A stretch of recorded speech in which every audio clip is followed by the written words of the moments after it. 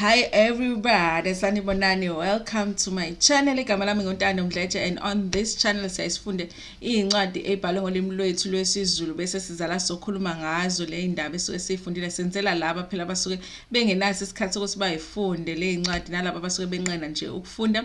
Siyaphinda futhi sibuka ama reality shows ethu ala eMzansi bese sizala sokhuluma ngawo lama shows, senze ama reviews ama recaps, bese siyaphinda futhi sikhuluma nga any other issues avukayo mangabe lama shows sesiwabukile kwi-TV. Uma ngabe yaqala ukuba nathi namhlanje and you really like our content, ngoba kule channel sifuna abantu abazoba lana bajabule, because we like to keep it positive. Please subscribe la ngezansi bese uyaphinda futhi upressa i-notification bell ukuze phela uthole umyalezo uma ngabe umsebenzi omusha sesiwufakile. Futhi uma ngabe ufuna ukuba imember yale channel, pressa below i-join button ukuze phela ukwazi ukuthi ulandele ama instructions akutshela ukuthi uba kanjani imember yale channel. Namhlanje na ke we are doing uMnakwethu season 3 and we are doing a review. It's a full review ke yeLukhuzana ka episode 1. The way that I do ama reviews, I like ukuyenza i-review ngikhulume ngayo yonke into eyenzekile kwi-show uma ngabe ngisuke ngenza i-full review, so that those abayibukile i-show can have a revision yokuthi and what happened kwi-show sibone ngokufana yini ama scenes abasikhombise wona, nanokuthi futhi ke ngiyangithanda ukuthi umuntu ongalithola ngithola ukuthi ayibuke i-show akwazi ukuthola a clear picture of what happened on the show. So my reviews are always detailed, so hlala phansi to relax because we're going to have some fun. So since this review is going to premiere hopefully on 8:30, it will be just after the episode, so it will be a premiere. You are allowed to what's a good comment section, like we chat section, ungitshele what you think about this episode, and we can have a bit of fun. So as we all know, uMselegu, the concept yale show uma ngabe akwazi uzuyibone is to ubaba uMselegu, who is a polygamist and a business man, would come because usuke ebhalelwe incwadi by this man who wants to take unkosikazi wesibili, or who wants to take isithembu, ufuna ukuthatha isithembu. So as part of the show, baba uMselegu would go and help this man ukuthi acele unkosikazi wakhe ukuthi athathe unkosikazi wesibili, because as we all know ukuthi ngeke ukwazi ukuthi uvele uthathe unkosikazi wesibili unkosikazi wakhe ngathi, well abanye bayakwenza but yeah, the point of the show is to let your wife know, is to ask, okay, isho bathi usuke uyocela ukuthatha unkosikazi wesibili, but I feel like usuke uyomtshela, because at the end vele bagcine beziqhubekela nokuyithandanela labantu labo basuke bezocela kuwena.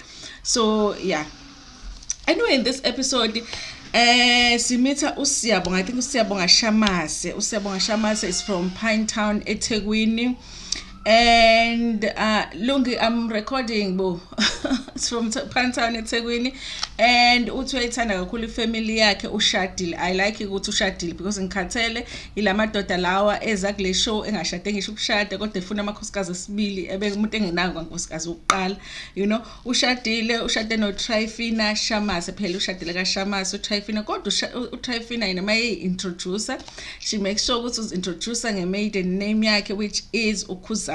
Khuzaza is a lady from Zimbabwe, beautiful lady, you know.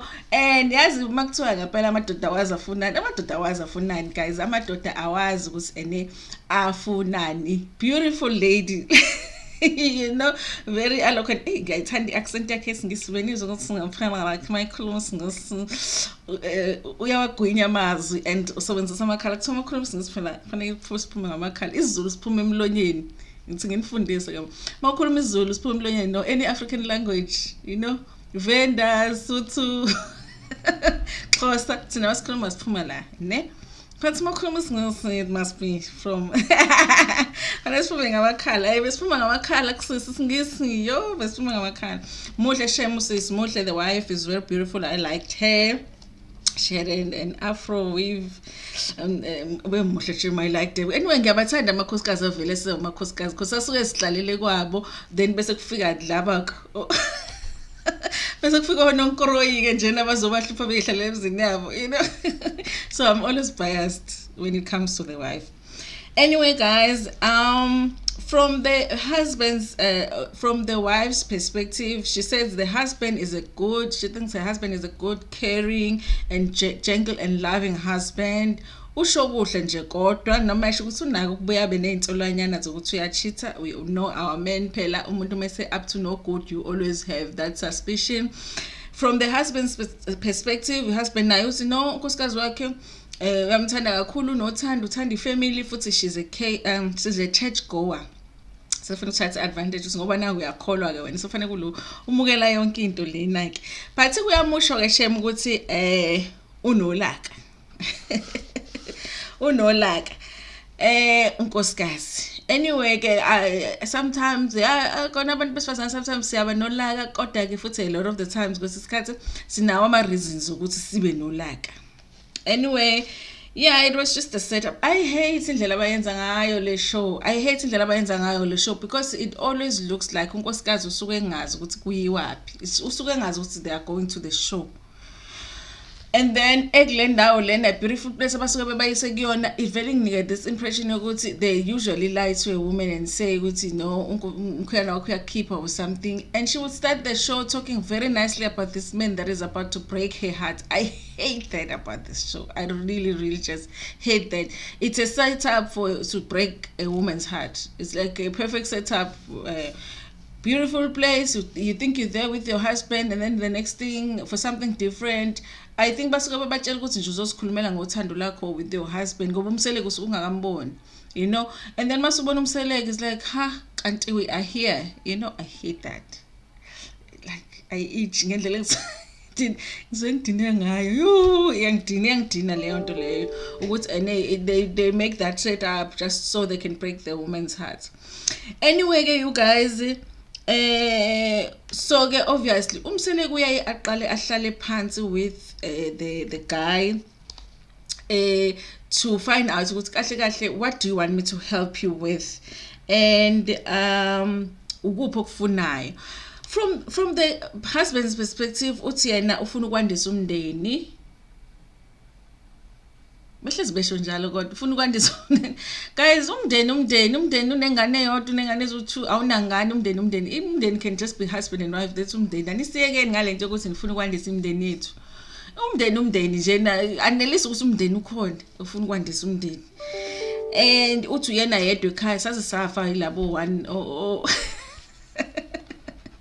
saze savelelwa yilaba alone at home ukuthi umuntu ngoba nake eyedwa. And nami I have a person that is the only child at home. Kusho ukuthi nami bafuna ngilindele ukuthi kuzothiwa kwandisa umndeni nezingane ezu3, they are not enough, you know. Shuthi ke there's no growing coming.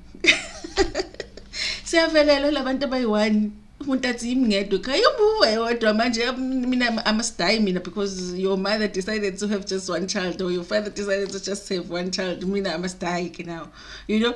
Uthi uyedwa kubo ke, so ufuna ukwandisa umndeni. Kodwa okay, sizokhuluma ngako lokuthi this reason lena nje na I reason, and I feel like umseleko akabafaka emlilweni in terms of like babuza umbuzo that umuntu like bagrille in terms of like, is that really the reason?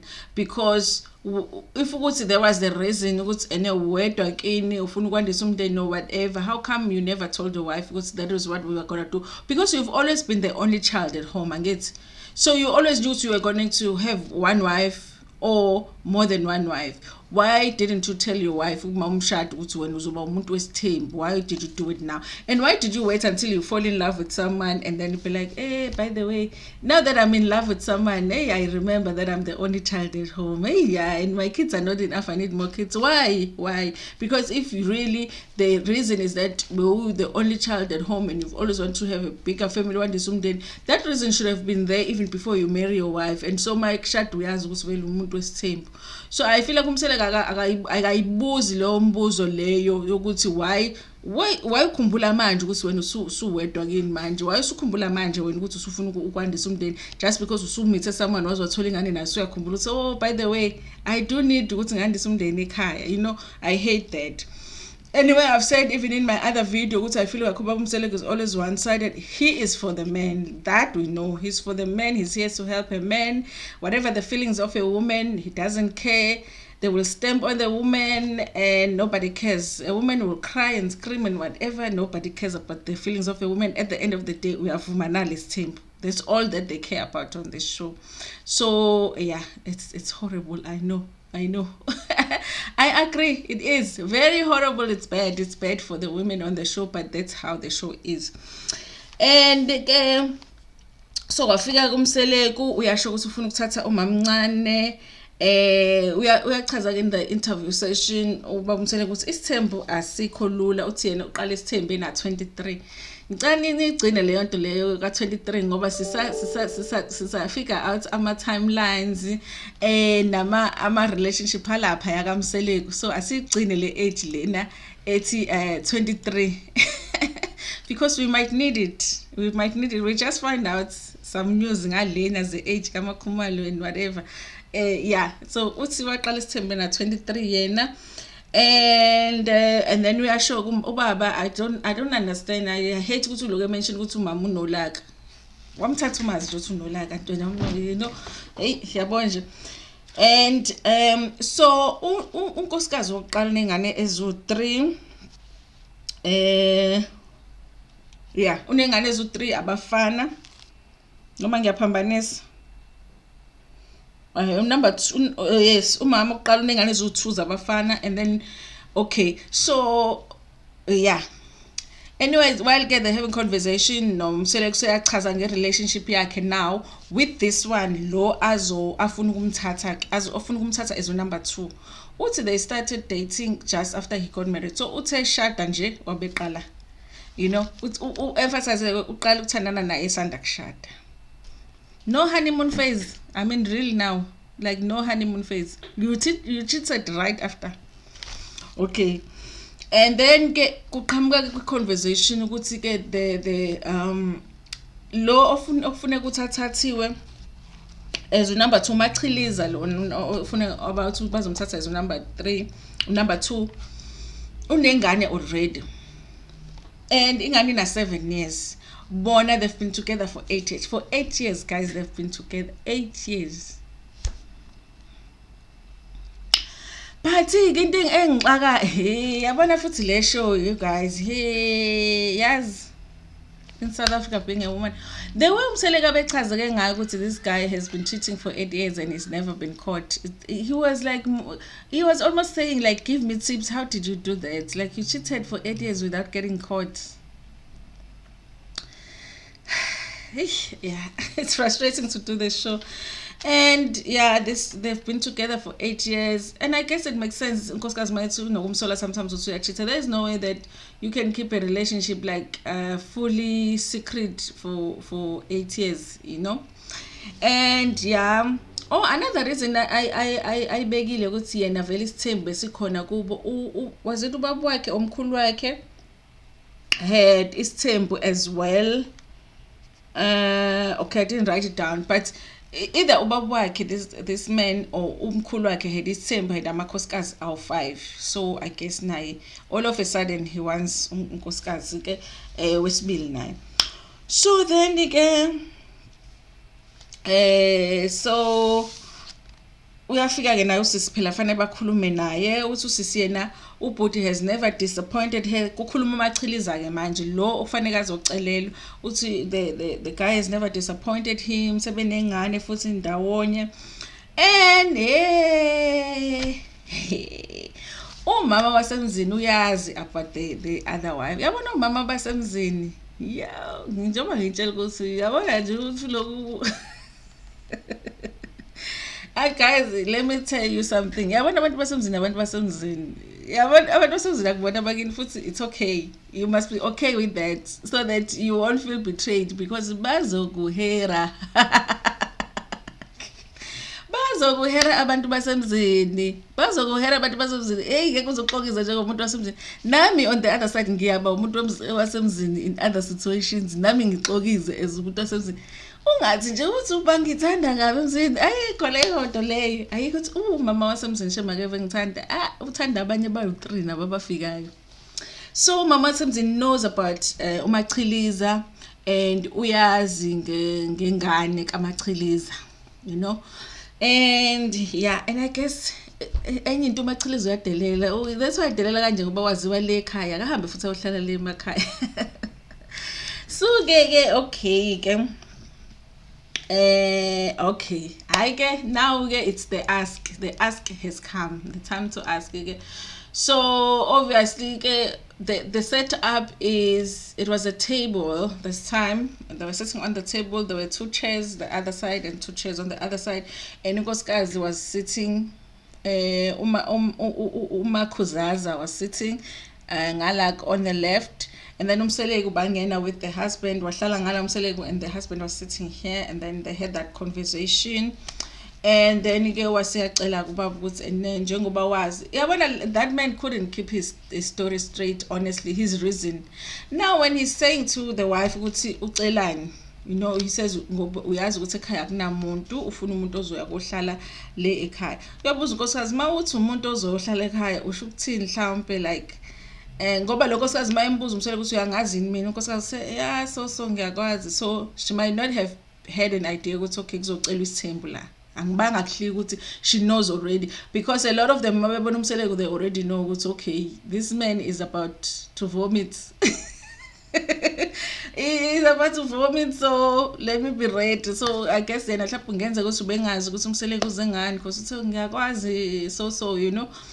So then uLokhuzane bese okay ngicela umuntu mathi uNkosikazi is like okay mawuthi umuntu ozohlala ekhaya kanjani, mhlawumbe isihlobo, mhlawumbe, you know, because she wanted to be clear before she blew up, because she did blow up. Athi no, like ngifuna ukuthatha, you know, mamncane umuntu utheni, yes ufuna umuntu ozohlala ekhaya ngoba uyasazi isimo sasekhaya what not, but umuntu mhlawumbe engashada naye ini. So uNkosikazi ke mase clear ukuthi what was being asked, she was like listen, amukho umuntu ozoza ongena kwami, yimi uMrs Shamase, I am the only Mrs Shamase. It's the original, the OG of the Real Housewives of Shamases. I am the OG of the Real Housewives of the Shamases. There will never be, there is not even a friend of the show in this show. This show of the Shamase, keeping up with the Shamases, there's no friend of the show. I am the only housewife here. Amukho zongena, angidingi kulekelelwa, ngiright, yabonje, wabakli uNkosikazi. And uyasho uNkosikazi ukuthi yabona lo uNkosikazi ubene lathi wena athi uNkosikazi lona, there is no way ukuthi uNkosikazi amakhosikazi awuthiwa ngashare ikhishi khona ozosha lapho, khona ozosha. Nami ngiyavuma, yabona lapho ngiyavuma nami khona ozosha. Khona ozosha, kodwa khona ozosha ashe kanye neLokhuzana nendoda lena izosha naye lo moye mina ngikhombha indlela bo2. And ayi uNkosikazi cha shem, she was not understanding. She says hayibo whatever problem ekhona ngiright ekhaya, ngiyagada ngendlela engigada ngayo, angiboni inkinga nje, akukho nje ukuthi ungaze ungilethele umuntu ngiright. So hayi ke bese bethi ke bese ethi ulona uMselegu okay now can they bring umamncane, you know. uNkosikazi wambuka kahle uthi what do you mean mamncane, waseyashintsha ke uMselegu uthi can we bring lo muntu okukhulunywa ngayo, ngoba vela again umamncane wapi, ngoba phela this is the real housewife of one housewife of KwaShamase. There's no other housewife, there's no deputy housewife, you know, there's no, you know, co-housewife, no, there's just one. She was clear uMakhuzaza, you know, bazomshaya ngemuthi waseZimbabwe lo. Umacheleza bengizogoduka mina yazi ngokuKamazaza ngihambe ngiyofuna umuthi le eZimbabwe uzoshaya lo nje asuka hambe le. And then I was heated, bengathi kuzocelwa mina this time. Bengathi yimi uMakhuzaza, because uyadelela uMacheleza, angena kuMacheleza. uMacheleza intombazane nje. Yeah, intombazane nje, iclean, yeah. Look straight back. It's like, yeah, no, yeah. uMakhuzaza, being uMakhuzaza, if uhlangana nje noMachiliza ungasazi isitori akuyona ntombazane engakusabisa, if you know what I mean. If uMakhuzaza nje uhlangana noMachiliza nje ngeke uzuze unqanqazelise uMachiliza. Niyayibona lento engisho. Niyayibona lento engishoyo, because yabo khona phela abantu bathi uma uhlangana nabo, you know, it's like, yeah, intombazane nje clean, so nothing more. And so ke wangena ke, I guess you would want to see them. Mina ngazi these women ukuthi ene banjani, like how do they keep calm in this situation, because I wouldn't be able to sit there kuze kufike ekuthenini kuthiwa simlande yini, ngoba the minute ngene umseleko kwami mina ngizobe ngiphuma ngomnyango ngiyomfuna, ngoba I already know ukuthi she is somewhere around here. So I will find her before they bring her to the house. But these women are so composed, bayahlala kamnandi and they wait, they bring them, and mayingena umuntu wakhona uyangena nje kahle asihlale phansi. And I'm looking at uMakhuzaza and I'm like, Makhuzaza, hey cha, shame, you have self control. Uyambuka ufika wahlala la phansi. Ayambuza ukuthi so wenzani ngendoda eshadile, uthi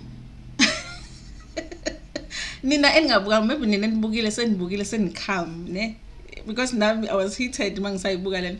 Uthi lona uMachiliza ngizofuna lento nawe eyakuletha la. Usho kuMakhuzaza uthi ngizokulekelela.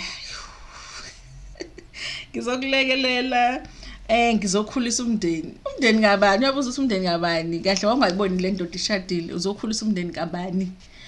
And athi hayi ke sisike wena nje naye usazoba uphaqa nje, basazogqoka nje bashonele nawe, kodwa la ekhaya cha shem, ngeke uzungene la ekhaya. I thought uMachiliza really honestly ubekhuluma ngokudelela. What made me not even to like her ukuthi ubekhuluma ngokudelela. And ngenkathi ulona because she stood up uMakhuzaza, hayi bekucishe kwaba yimpi, but she was trying to, you know, act like a lady, you know, and kodwa bekungenzeki. And she was laughing uLokhuzana uMachiliza, and I was like, yeah, no, not this one, even if there is not this one, yadelela lona.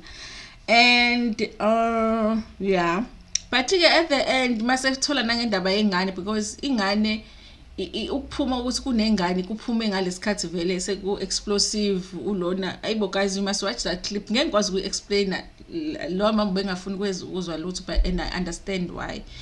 And so mase kuphuma indaba yengane, kumama ends up saying, you know what, ngiyayizwa nendaba yengane, I don't mind ingane ngeza lana, but yena nje no. And then ke lona was like, yo ngeke ngize ngilethe ingane yami lana ngafa vele futhi ngafa, kodwa mhlawumbe ngeke njalo azayenze lutho ingane, you know. But guys, the thing about this episode I think that I saw is the thing that I don't normally see on uMnakwethu. Mina ngiyibona ngathi these women don't show real emotions, because that thing is just iyadina lento lena kaMnakwethu, iyadina lento kaMnakwethu, and ngiyafeel ngathi bavele bathambe, ngivele ngikubangala ukuthi ayibo labantu baphilaphi bona, you know. So it was the most real episode, the reaction of the wife. It was painful though, because for her it's real, for us it's entertainment, but for her it's real. It's a marriage, it's a family. Maseshiwa laphana nje umseleko evalelisile waphuma nayo lo, ngoba uthema yethi umseleko ngimshiye yini mina ngihambe nithi ukuxoxa, wathi lona yabona nje mawungafuni kulimala umuntu whatever, mthatha uhambe nayo, not today, I don't want to talk to her today. Yabona mase efika ulona uMachiliza, it was uMachiliza was sitting like this. uMachiliza, maybe mina I watched too much wrestling ngisakhula ke. She was sitting like this with, it was uMachiliza noma ngesikhohla uMakhuzaza, and then umseleko no. And there were three, bekunama vases ayi3, angazi ama candle holders or ama vase ayi3 la abedecorate etafuleni. Moja Love is gonna get sued. They shouldn't have had those things. If it was me, mina lezito lezi zo3 bezokhala ekhanda lalo amuntu, because she was sitting right here, and ngendlela abedelela ngayo uMachiliza wakhona. That's why I really think ukuthi even though uMakhuzaza was explosive, but uzamile ukuyibamba because there's so many. If ubefuna ukumshaya ubefuna ukwenzani lo mama, she could have done it. At some point, she threatened ukuthi uzoshisa intshebe yendoda. I was like, ishiso kanjani intshebe yendoda? I know. Kodwa ngihlekani guys, because this is a serious statement. I was like, uzoshisa intshebe. Has she burned this intshebe before? No more uyayishayo lo nje. I hope guys she's just saying because ilokhuzana. Because nalento ibisithithizeke manje nake sithothobele kodwa iyona ezosukela inkosikazi lana ekhaya ngebhoom leli.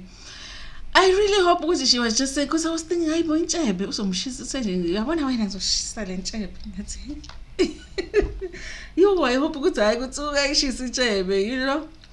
Anyway, you guys, that's it. Ugcine enqabile shemi ilokhuzana isithembu. Obviously uMachiza said ukuthi yena uzoqhubeka nokuthandana no siyabonga ngeke baze bayeke ingane yakhe ngekazayise lapha yana kamamkhulu whatever. So yeah, le ndoda lena ngiyasola ukuthi izomshiya uMachiza because otherwise izoshintsha intshebe, you know.